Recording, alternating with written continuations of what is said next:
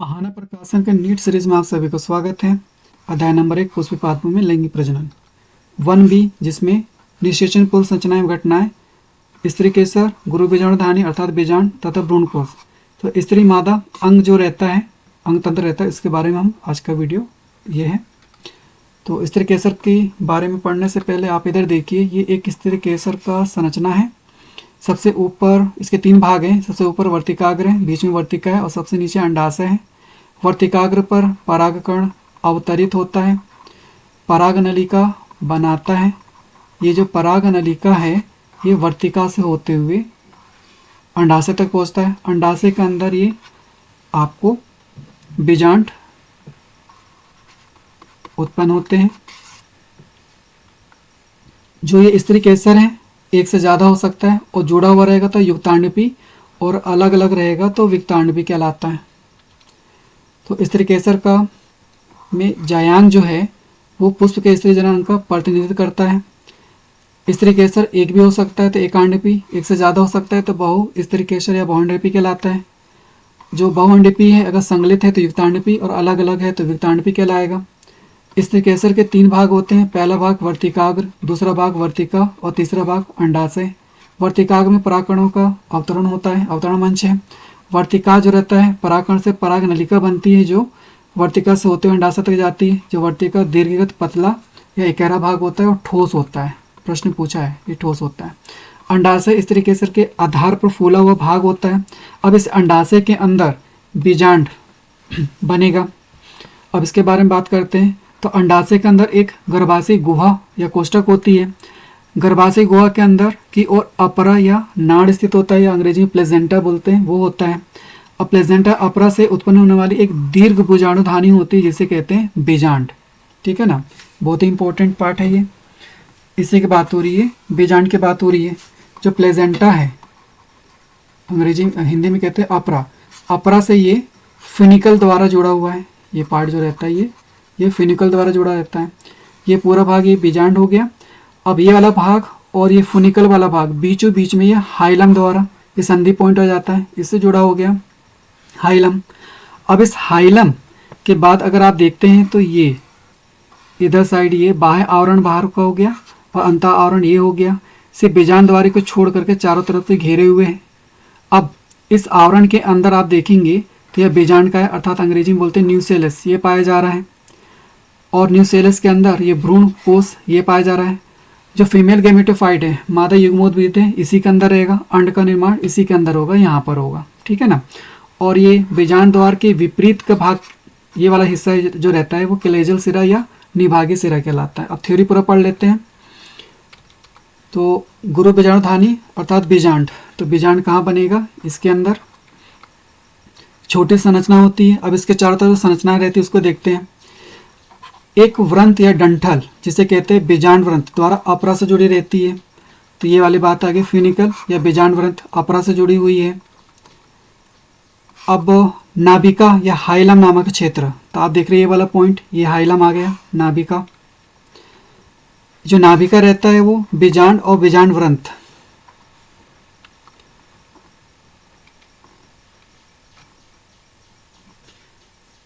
ये आ गया फुनिकल बीजांड व्रंत, और ये बीजांड, ये फुनिकल इसका संधि वाला पॉइंट रहता है, संधि बिंदु रहता है नाभिका। ये डायग्राम देख लीजिए, बढ़िया रहेगा। ये आ गया फुनिकल बीजांड व्रंत। ये किससे जुड़ा हुआ है, प्लेजेंटा अपरा, हिंदी में कहते हैं अपरा, इससे जुड़ा हुआ रहता है। ये आ गया पॉइंट हाइलम, संधि बिंदु हो गया ये पूरा भाग। और ये फुनिकल बीजांड व्रंत, इसका संधि पॉइंट ये हो गया। इसी के बाद बोल रहा है संधि बिंदु। तो बीजांड व्रंत जो है वो ये हो गया बीजांड व्रंत, ये वाला पॉइंट। नाभिका की बात किया जाए तो ये पॉइंट हो गया, संधि बिंदु हो गया ये। अब आगे देखते हैं। ये 2 अध्यावरण, संरक्षक आवरण जिसे कहते हैं, ये बीजांड द्वार इस जगह को छोड़ करके, बीजांड द्वार को नहीं घेरता है, बाकी तब चारों तरफ से घेरे रहता है।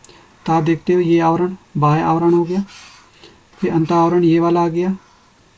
ये बीजांड को चारों तरफ से घेरा हुआ है। बीजांड का है जो है ये वाला, ये हिस्सा जो रहता है बीजांड का है। इसको चारों तरफ से इधर घेरा हुआ है, लेकिन ए पॉइंट को छोड़ दिया है, तो बीजांड द्वार कहलाता है। बीजांड द्वार के विपरीत ये आगे कैलेजल सिरा, ये निभागी सिरा हो जाता है।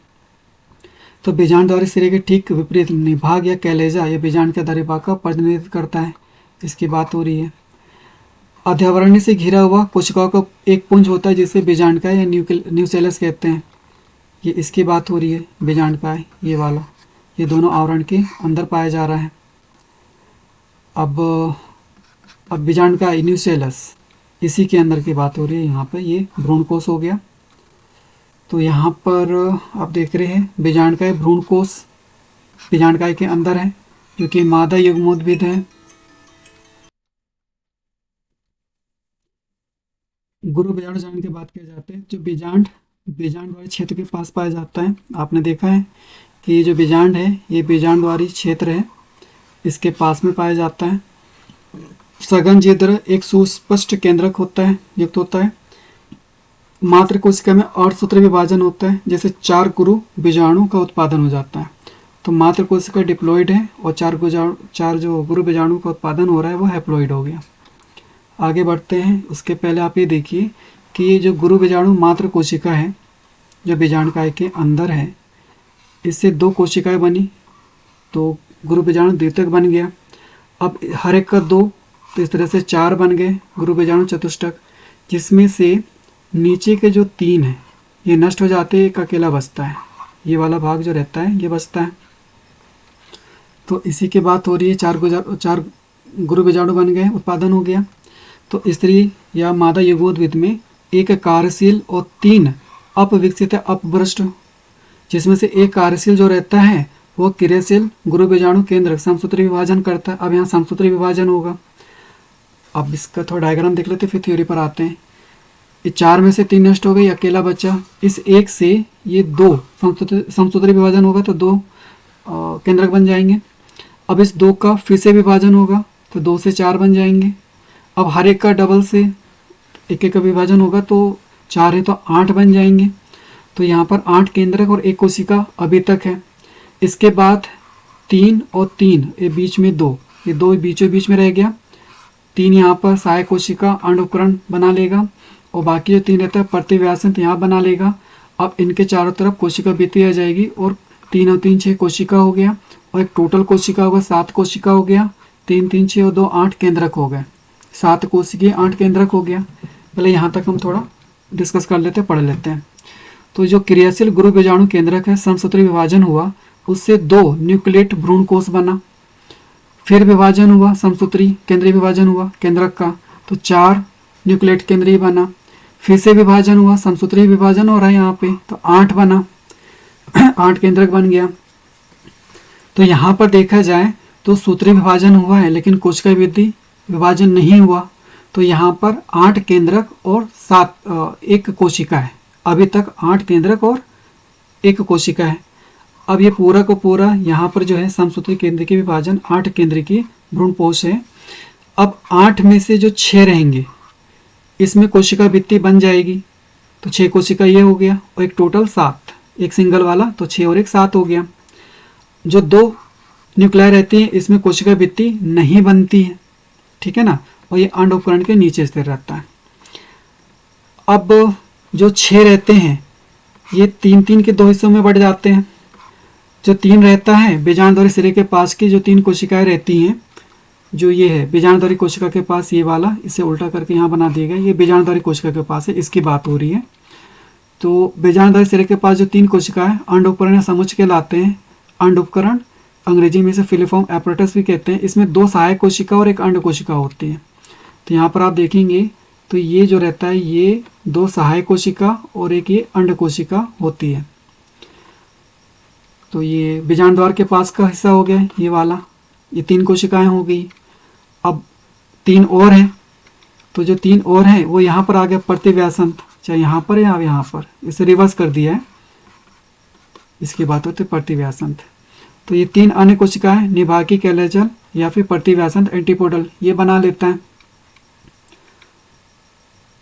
अब इन कोशिका सहायक कोशिका के बारे में बात करते हैं। तो यहाँ कोशिका स्थूलन होकर के जो सहायक कोशिका रहती हैं ये पराग नलिका को दिशा निर्देश करते हैं। ये प्रश्न पूछा गया है, पराग नलिका को दिशा निर्देश करते हैं। तो यहाँ पे संरचना आपने देख लिया, प्रतिव्यासन 3 आ गया। ये एपरेटस, ये जो सहायक कोशिका तंतुरूप समुच्चय बनाया हुआ है, यहाँ पे 3 कोशिका है, 2 सहायक कोशिका और 1 अंड कोशिका हो गया, और बीच में 2 ध्रुवी केंद्रक आ गए, ठीक है ना। तो यहाँ पर 1 2 3 4 5 6 7 8 केंद्रक हो गया, और ये 1 2 3 4 5 6 और एक सिंगल 7 कोशिका, 8 केंद्रक और 7 कोशिका। इससे सवाल भी पूछा गया है। अब सवाल देखते हैं 2021 का। परिपक्वता के समय एक विशिष्ट आवर्तबीजी भ्रूण कोष होता है, परिपक्व हो गया तो 8 न्यूक्लिएट और 7 कोशिका, 8 केंद्रीय 7 कोशिकीय होता है। कैसा होता है अभी डिटेल में देखें हमने। 2020 में सवाल पूछा था, पौधे के वे भाग जिनमें एक के भीतर एक 2 पीढ़ियां होती हैं, पराग कोष के अंदर परागकण में, ये हमने पहले पढ़ा हुआ है, ये वाला हो गया, सही है। 2 नारीगुमा के साथ अंकुरित परागकण, गलत है। फल के अंदर बीज का, ये गलत है। बीजांड के अंदर भ्रूण थैली, अभी हमने पढ़ा। तो यहाँ पर एक के भीतर 2 पीढ़ियां होती है, तो ये डी वाला आपका आंसर हो जाएगा। नेक्स्ट क्वेश्चन है नीट 2019 में, आवर्तबीजी पौधों में सबसे आम प्रकार का भ्रूण कोष कौन सा होता है? विभाजन के एक माइटोटिक चरण के साथ टेट्रास्पोरिक, 3 अनुक्रमिक माइटोटिक डिवीजन के साथ मोनोस्पोरिक। अभी हमने देखा 3 बार समसूत्री विभाजन हुआ और एक ही था, एक कोष्ठ के अंदर 8 केंद्रक थे, तो ये बी वाला आपका आंसर हो जाएगा। नेक्स्ट है 2017, आवर्तबीजी में कार्यात्मक गुरु बीजाणु एक में विकसित होता है, तो ये भ्रूण थैली में विकसित होगा। भ्रूण थैली के अंदर फिर आगे विभाजन हो जाता है। फिर आगे नीट सेकंड 2016, अधिकांश आवर्तबीजी पौधों में अंडे में एक फिलिफॉर्म उपकरण होता है, कई एंटीपोडल कोशिकाएं होती हैं, न्यूनीकरण विभाजन मेगास्पोर मात्र कोशिका में होता है, या उस भ्रूण कोष में एक छोटी केंद्रीय की कोशिका मौजूद होती है। तो आंसर आपको सी वाला, न्यूनीकरण विभाजन मेगास्पोर मात्र कोशिका में होता है। तो मात्र कोशिका में क्या न्यूनीकरण विभाजन होता है, उसके बाद समसूत्री विभाजन होता है। न्यूनीकरण मतलब अर्धसूत्री विभाजन। नेक्स्ट है नीट सेकंड 2016, आवर्तबीजी का बीजांड तकनीकी रूप से किसके बराबर होता है? तो ये मेगास्पोरेंजियम के बराबर होता है। 2015 में सवाल पूछा, फिलिफॉर्म उपकरण की विशेषता है एलुरॉन कोशिका, सिनर्जिट अर्थात सहायक कोशिका, जेनेरेटिव सेल, न्यूक्लेयर या न्यूक्लेयर भ्रूण, तो बी वाला आंसर आ जाएगा, सिनर्जिट कोशिका है। 2015 में सवाल पूछा, आवर्तबीजी पौधों में माइक्रोस्पोरोजेनेसिस और मेगास्पोरोजेनेसिस असूत्री विभाजन शामिल है, तो ये आंसर आपका रहेगा। असूत्री विभाजन दोनों में होता है, परागकण और बीज अंड बनेगा। नेक्स्ट है 2015 में हेलम या हाइलम पर एक निशान होता है, तो ये सी वाला आंसर है, बीज जहाँ बीजांड वृत्त जुड़ा हुआ, फिनिकल जिसे बोलते हैं, ये जुड़ा हुआ रहता है हेलम के पास में, वहीं पर निशान होता है।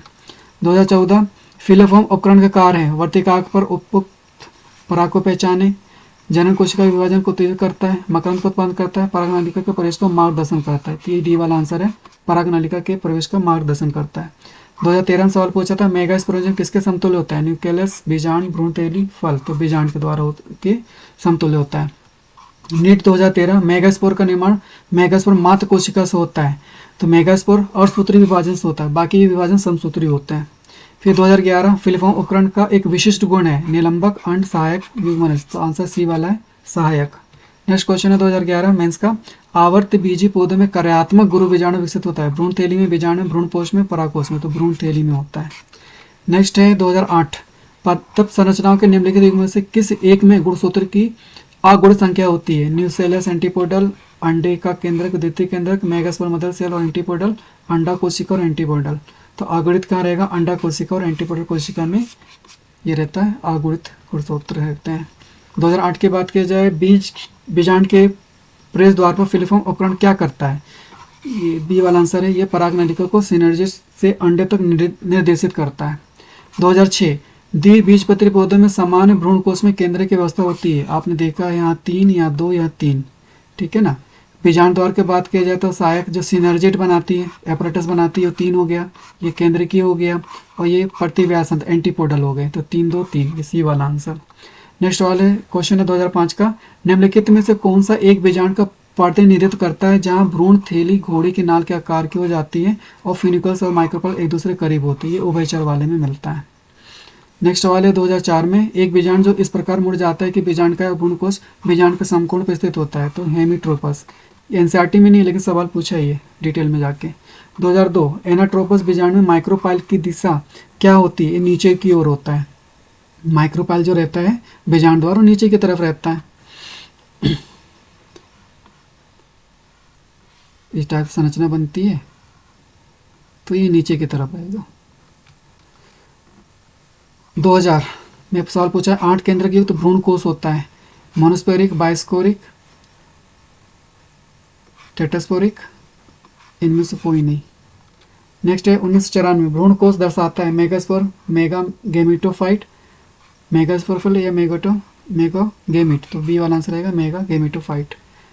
1993 मटर के 200 और 400 बीज पैदा करने के लिए आवश्यक अर्धसूत्री विभाजन की संख्या होगी 200/400, 400, 800, 300, 600, 250, 500। अगर 200 की बात की जाए तो यहाँ पर बात आ रही बीज पैदा करना है और विभाजन चाहिए अर्धसूत्री विभाजन, ठीक है ना। तो अगर पराग कण की बात की जाए तो 1 से 4 बन रहा है, तो 25 से 4 मतलब 200 परागकण आ जाएंगे, ठीक है ना। तो 50 बार विभाजन होगा, अर्धसूत्री विभाजन 50 बार होगा, किसके लिए, परागकण के लिए। लेकिन अंड के लिए बात की जाए तो 200 के लिए 200 ही विभाजन होगा, क्योंकि एक से एक ही बनना है। तो इस तरह से 200 + 50 तो 250, 200 के लिए 250 रहेगा और 400 के लिए 500 रहेगा, ठीक है। नेक्स्ट है 1993 बीजांड सीधा होता है तथा फ्यूनिकुलस भ्रूणकोष कैलाजा तथा माइक्रोपाइल एक सीधी रेखा पर होते हैं, ये है ऑर्थोट्रोफस, ये ए वाला आंसर रहेगा। नेक्स्ट है 1991 बेजोड़ को इंगित करता है चारों में से कौन अलग है, न्यूसेलस, भ्रूणथैली, माइक्रोपाइल, ये तीनों हो गए मादा, परागकण हो गए नर, तो डी वाला इन तीनों से अलग है, तो डी वाला आंसर हो जाएगा। 1990 पराग नलिका का प्रवेश माइक्रोपाइल से होता है, ये पोरोभूमि माध्यम से होता है। 1990 आवर्त बीजी पौधों की मादा गेमेटोफाइट का प्रतिनिधित्व करता है, भ्रूणथैली करेगा।